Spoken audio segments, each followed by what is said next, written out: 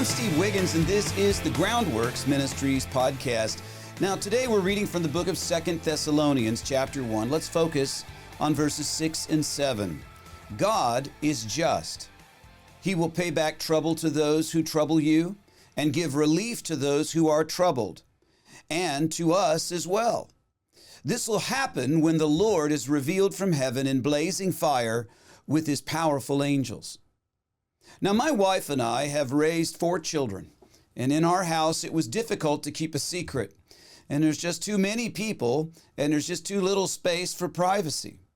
And at one point, we developed an elaborate shopping process for the holidays. Everyone shopped on the same day, and yet nobody knew what they were getting from any family member until they opened their presents.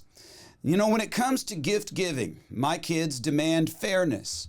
Everyone must get the same amount. And if it were discovered that we spent more on one sibling, well, there would be a huge wine fest until the next year.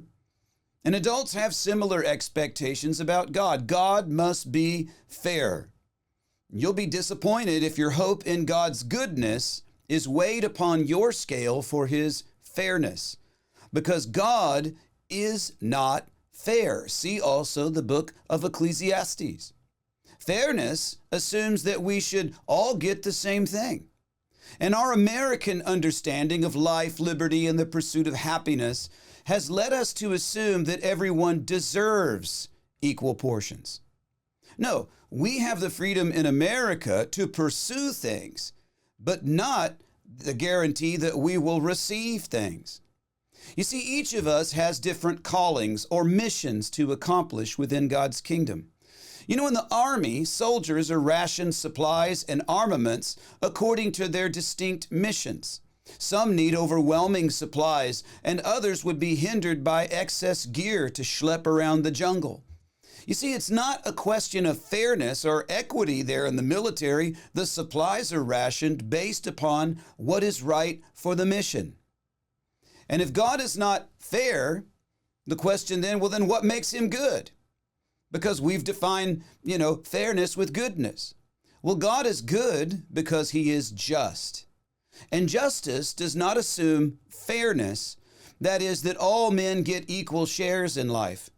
Justice simply represents that God can always be trusted to judge fairly and to display his righteousness with ultimate truthful authority. So the Thessalonian congregation endured severe persecution. And notice that Paul didn't promise equality with other congregations. Instead, he encouraged them to persevere as a testimony to the others.